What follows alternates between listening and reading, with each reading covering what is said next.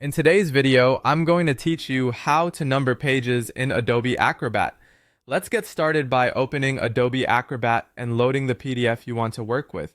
Once your document is open, head up to the top and click the Tools tab. This is where Acrobat gathers editing features you'll use for layout changes. From here, choose Edit PDF. That tells Acrobat you're ready to make on-page edits like adding headers, footers, and of course, page numbers. In the Edit PDF toolbar, look for Header and Footer. Click that, then choose Add. This opens a setup window where you'll place and style your page numbers before applying them across your document.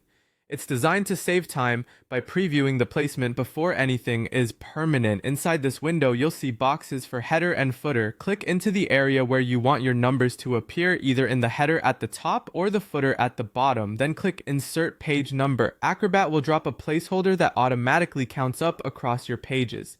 Next, decide exactly where the numbers should sit.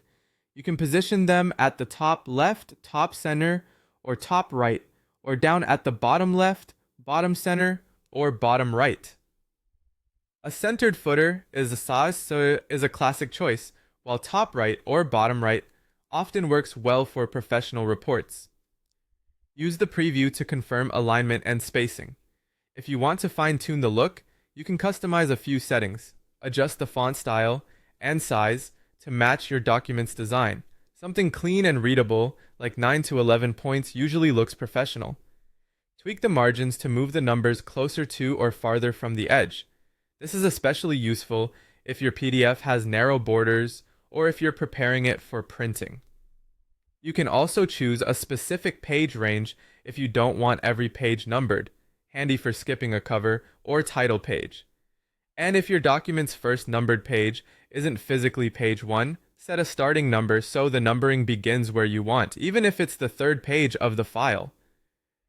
When everything looks right in the preview, click OK to apply the page numbers throughout your selected pages. Take a quick scroll to confirm placement and consistency. Finally, don't forget to save your work.